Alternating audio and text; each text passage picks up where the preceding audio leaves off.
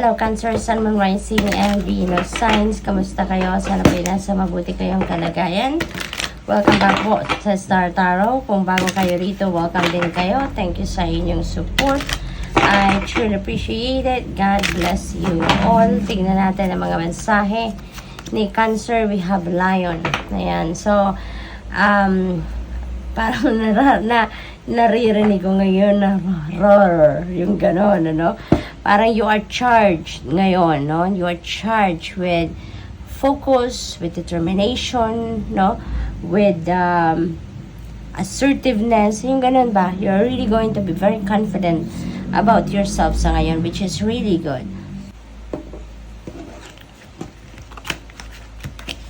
We have flowers. Ayan, be generous, success, and emotional fulfillment are yours. Napakaganda, no? Meron kayong mga tagumpay at emotional fulfillment na mararanasan sa ngayon. So, maybe talaga, marami kayong blessings na matatanggap. You have a lot of successes siguro. At saka, meron mga answered prayers siguro kayo sa ngayon, Cancer, no? What else? We have transformation. Ayan. So, this is a beautiful energy. Kasi meron dito mga pagbabago, no? Na magaganap sa buhay ninyo. A personal transformation. Dito magsisimula yan. Maybe sa ngayon, ito na yung pagkakataon ninyo to grow. This is now the chance or an opportunity ninyo para kayo ay mag-evolve into the best version of yourself. Yung ganon. What else? We have Phoenix rising. You are rising above your situation. Be prepared to be renewed after a period of crisis.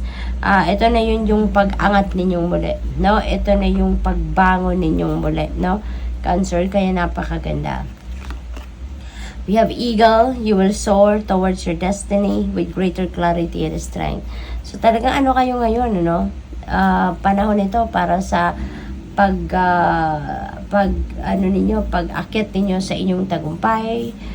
You are ready to embrace success dito, no? You are decided na abutin ang inyong mga pangarap, abutin ang inyong mga goals sa ngayon. Kaya, you're ready to soar high, you're ready to fly high, diba? Punong-puno kayo ng drive sa ngayon. What else? We have goals. Ayan, see? Progress is positive and personal goals will be achieved. Ayun na nga, Cancer. So, talagang porsigido kayo. Sa ngayon, siguro, pagdating sa inyong trabaho, pagdating sa inyong mga personal goals, pagdating sa inyong mga sa negosyo, you know, career ninyo, siguro sobrang focus kayo sa ngayon.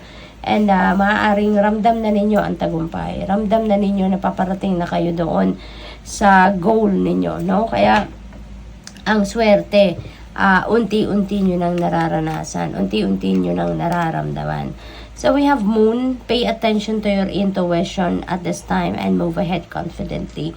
So napakaswerte ninyo at the same time, ano, Cancer, kasi divinely guided kayo, divinely protected kayo, no? Ginagabayan kayo ng Panginoon. Binibigyan kayo ng intuitive messages. Maaaring ang iba sa inyo pinapakitaan din ng mga vision. Binibigyan din siguro kayo ng mga signs, symbols, and synchronicities dito para magabayan kayo, no? Kung paano ninyo inanavigate ang mga pagbabagong ito, ang mga pagtahak ninyo sa daan patungo sa inyong success, di ba? Guided kayo. We have love. Love surrounds all your connections, no? Move forward positively in all areas of life. So, ngayon, napakaganda rin, no, ng vibe na bumabalot sa inyo ngayon. You are full of love. You're oozing with love. So, parang in and out, no? Nandiyan dyan ang pag-ibig. Nandiyan dyan yung pagmamahal, no? Sa puso at sa paligid ninyo. So, you're really going to, ano din ngayon? You are really going to move forward positively in your life kasi nga nababalot kayo dito ng positivity, nababalot kayo dito ng positive energy, no? Kaya mataas ang vibration ninyo, mataas yung frequency ninyo. We have Unicorn. Success, hope, freedom, healing, and magic are all available to you if you just believe. So kung nagniniwala kayo, kung anong pinaniniwalaan talaga ninyo, yun ang mamamanifest ninyo. Tulad nito, Kung naniniwala kayo na kayo ay magtatagumpay, kayo ay magkakaroon ng pag-asa, kayo magiging malaya, may makaka-receive kayo ng healing and magic, all of that will be available to you, no?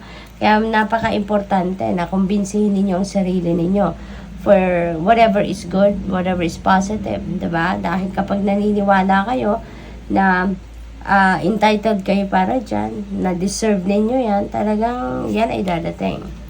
We have key, new beginnings, new directions, and adventures await for those ready to let go of the past. So, napakaganda rin nito. No? Maraming pagbabago or bagong sitwasyon, bagong experiences ang makakamit ninyo sa ngayon, or you're going to embrace at this time, at nasa kamay niyo na ngayon ang susi. Handa na kayo, na magsimula ng bagong phase sa buhay ninyo. So, that could be in any area of life, depende sa inyong sitwasyon. Plane, travel, magta-travel kayo, Cancer. This could be international travel, no? Maaring malayo-layo ang pupuntahan ninyo for whatever reason ang travel ninyo na ito. So, good luck at mag-iingat po kayo, no? Maari din na yung travel na ito hindi physical travel for some of you. Baka yung isip ninyo, no? Mental travel ito, malayo ang nararating, maraming pinag-iisipan, marami ang maaring mga ideas na pumapasok din sa isip ninyo, kaya marami din kayong iniisip. So, good luck. Thank you for watching Love and Light. Namaste.